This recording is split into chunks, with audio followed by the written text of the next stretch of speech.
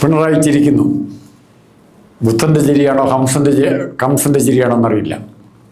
കാരണം CPM ഇത്രയും നാൾ തേടി നടന്നത് കണ്ടെത്തി എന്ന ധാരണയിലായിരിക്കാം ചിരിക്കുന്നത്.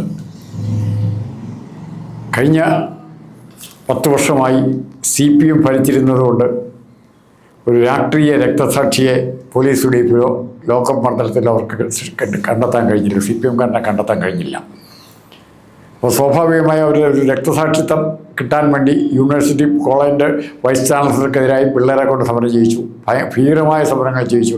ഏത് സമയത്തും ലാത്തിച്ചാറിന് അപ്പുറം വെടിവെപ്പുരയാകും എന്ന് പ്രതീക്ഷിച്ചിരുന്നു. പക്ഷെ അതെല്ലാം മാറിപ്പോയി. കാഷ്വാലിറ്റി ലാത്തിച്ചാർജിൻ്റെയോ പോലീസുമായിട്ടുള്ള മൽപ്പിടുത്തത്തിൻ്റെയോ മാത്രമായി.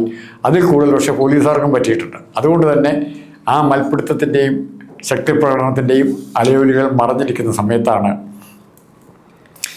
പിണറായി വിജയൻ്റെ മുമ്പിൽ രക്ഷകനായി, ഇതിനു മുമ്പും രക്ഷകനായി അവതരിച്ചതുപോലെ തന്നെ വീണ്ടും ഒരിക്കൽ കൂടി രക്ഷകനായി ഗതാഗത മന്ത്രി ശ്രീ ഗണേഷ് കുമാർ അവതരിച്ചിരിക്കുന്നത്.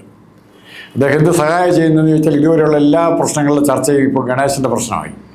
ഗണേശൻ്റെ പ്രശ്നം എന്നാൽ ഗണേശനും ഇവർ പറയുന്നതനുസരിച്ച് ഗണേശനും ഭാര്യയുമായിട്ടുള്ള പ്രശ്നമായി.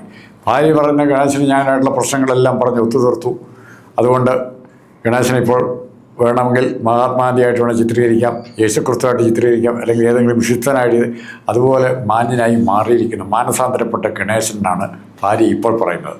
ഇതെന്തുവാണ് നമ്മുടെ വിഷയമല്ല. പക്ഷെ ഇവിടെ ഗണേശൻ്റെ എതിരായി ഗണേശനെ മന്ത്രിസഭയിൽ നിന്ന് ഒഴിവാക്കണമെന്നും ഗണേശൻ ചെയ്ത ക്രൂരതകളെക്കുറിച്ച് പീഡനങ്ങളെക്കുറിച്ച് ഗണേശൻ്റെ ഭാര്യ പരസ്യമായി തന്നെ എല്ലാ മാധ്യമപ്രവർത്തകരുടെയും സാന്നിധ്യത്തിൽ പറഞ്ഞതാണെന്നും പറയുമ്പോൾ ആ പീഡനത്തിൻ്റെ വിവരങ്ങൾ പിണറായി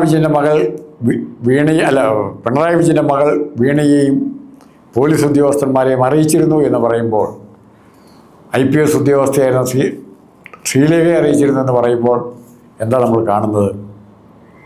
ഈ പ്രശ്നം ഇന്ന് ഒത്തുതീർപ്പിലായിരിക്കുന്നു. കേസ് പ്രൊസീഡ് ചെയ്യേണ്ട ആവശ്യമില്ല. കേവലം കുടുംബ കലഹം കള്ളുകുടിച്ചു വന്ന് ചില സിനിമയിലൊക്കെ ഭർത്താക്കന്മാർ കാണിക്കുന്ന കുടിയന്മാരായ ഭർത്താക്കന്മാരെ ചവിട്ടും തൊഴിൽ തൊപ്പിയും കൊള്ളുന്ന പോലുള്ള ഒരു കേവല പീഡനമായിരുന്നു. അല്ലെങ്കിൽ ശ്രീമതി ടീച്ചറിൻ്റെയും AK ബാലൻ്റെയും ഭാഷയിൽ ഒരു മൃദു പീഡനം, കാഠിന്യമില്ലാത്ത പീഡനം. അത് സഹിക്കാൻ അവർ തയ്യാറാണ്. അവർ ക്ഷമിച്ചിരിക്കുന്നു. അവർക്ക് കിട്ടിയ പീഡനങ്ങളെല്ലാം ക്ഷമിച്ചിരിക്കുന്നു. അതിൻ്റെ ശക്തിധരനെ പോലുള്ളവർ ആരോപിക്കുന്ന പോലെ അതിൻ്റെ ആ ഒത്തുതീർപ്പുകൾക്ക് മുമ്പിൽ ഗണേഷ് കുമാറിൻ്റെ ബാങ്ക് അക്കൗണ്ടുകളിൽ നിന്നും എത്ര രൂപ ചോർന്നു പോയി എന്ന് ആരെങ്കിലും അന്വേഷിക്കുമെന്നറിയില്ല. അത് ശക്തിധരൻ വ്യക്തമായിട്ട് സൂക്ഷിച്ചിട്ടുണ്ട്. ഗണേഷ് കുമാറിൻ്റെ ഇത്തരം ഒത്തുതീർപ്പുകളെല്ലാം പിന്നിൽ അത് പിണറായി വിജയൻ മറുവശത്ത് നിൽക്കുമ്പോൾ ഉറപ്പായിട്ടും സാമ്പത്തിക നേട്ടത്തിൻ്റെ ഭാഗം അവിടെ കാണും എന്ന് ശക്തിധരനെ പോലെ ദേശാഭിമാനിയുടെയും അച്യുതാനന്ദൻ്റെയും വിശ്വസ്തനായിരുന്നൊരു പത്രപ്രവർത്തനം പറയുമ്പോൾ നമുക്കതിനകത്ത് വിശ്വസിക്കേണ്ട ആവശ്യമില്ല. ഇവിടെ ഇപ്പോൾ ഇത് എടുത്തു പറയാനുള്ള കാരണം തമ്പാനൂർ KSRTC ബസ്സിൻ്റെ കേരള സ്റ്റേറ്റ് റോഡ് ട്രാൻസ്പോർട്ട് കോർപ്പറേഷനാണ് പറയുന്നതിന് KSRTCക്ക്. ഇവിടെ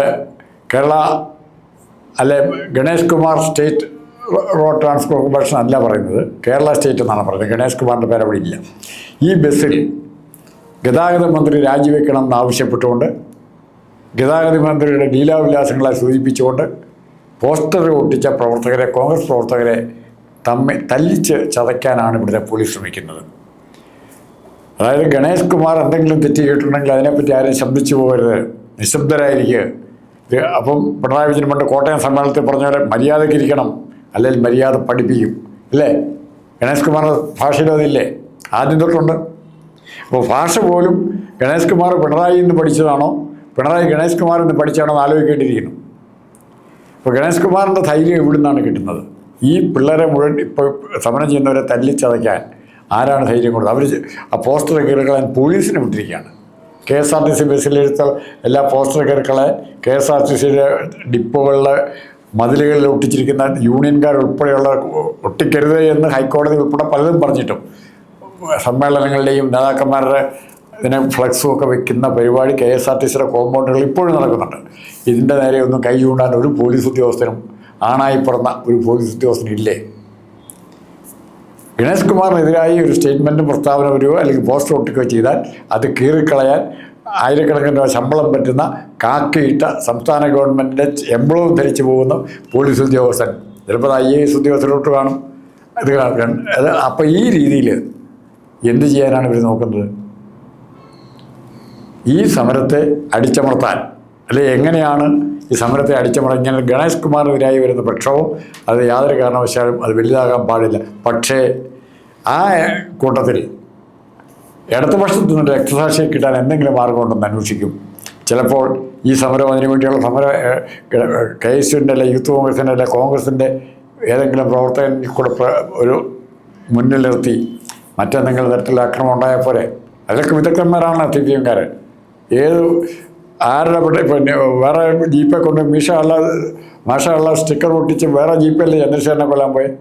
നാളെ യൂത്ത് കോൺഗ്രസിൻ്റെയോ പോയി ഒരു രക്തസാക്ഷി ഉണ്ടാക്കി കഴിഞ്ഞാൽ രക്ഷപ്പെട്ടില്ലേ? അത് ആ കുടില ബുദ്ധി ആലോചിക്കാൻ മടി കാണിക്കാത്തവരാണ് ഇന്നത്തെ CPM നേതൃത്വം. അതുകൊണ്ടാണ് പറയുന്നത്, ഇന്ന് KSRTC സ്റ്റാൻഡിൽ ഇപ്പോൾ കാണിക്കുന്ന പോലീസ് തേർവാഴ്ച, പോസ്റ്റർ വേറെ ബസ്സൊന്നും നശിപ്പിച്ചിട്ടില്ല, ബസ് കത്തിച്ചിട്ടില്ല. ഇതൊക്കെ അറിയാം നമുക്ക്. ബസ് കത്തിച്ച കഥ മട്ടന്നൂരൊക്കെ ബസ് കത്തിച്ച് ഏറ്റവും കൂടുതൽ ഭൂരിപക്ഷം ഇന്ന് മാർക്സിസ്റ്റ് പാർട്ടി കിട്ടുന്നുണ്ട്. ആ ബസ് കത്തിച്ച് മട്ടന്നൂർ സ്ഥലത്ത് നിന്നാണ് കിട്ടുന്നത്.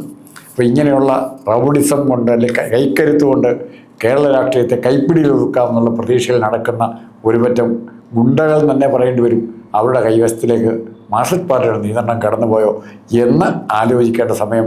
അവിടെ ഇനിയും സാത്വികരായി മനുഷ്യത്വം അവശേഷിക്കുന്ന കുറച്ച് നേതാക്കളെങ്കിലും ഉണ്ടെങ്കിൽ അവരന്വേഷിക്കണം. ദയവ് ചെയ്ത് ജനാധിപത്യപരമായ പ്രതിഷേധ വഴിക്ക് പോകട്ടെ. അത് മറിച്ച് അക്രമ രീതിയിലേക്ക്, ബസ് നശിപ്പിക്കുന്നതിലേക്ക്, അല്ലെങ്കിൽ ബസ്സിലെ യാത്രക്കാരെ ഉപദ്രവിക്കുന്നതിലേക്ക്, ബസ് ജീവനക്കാരെ ഉപദ്രവിക്കുന്നതിലേക്ക് പോയാൽ താങ്കൾ പറഞ്ഞത് ശരിയാണ്. അവരെ ശിക്ഷിക്കാം. അതിനുള്ള അവകാശം പോലീസിനുണ്ട്. അവർക്കെതിരെ കേസെടുക്കാം. ആ നിയമ നടപടികൾ പോലീസിനുണ്ട്. അല്ലാതെ ബലം പ്രയോഗിച്ച് ഗണേഷ് കുമാറിനെതിരായി പോസ്റ്റർ ഒട്ടിക്കരുത് എന്ന് പറയാനുള്ള അവകാശം കേരള പോലീസിനുണ്ടോ? അത് ഓരോ പോലീസുകാരനും കാക്കിയിട്ട് ഓരോരുത്തരും അവൻ സർക്കാരിൻ്റെ കാക്കി ഇട്ടിരിക്കുന്നെങ്കിൽ അത് നെഞ്ചത്തോട് ചോദിക്കുക, സ്വന്തം മനസാക്ഷിയോട് ചോദിക്കുക, നിങ്ങൾക്ക് അതിനുള്ള പവറുണ്ടോ? ഇല്ലെങ്കിൽ അത് വേണ്ട.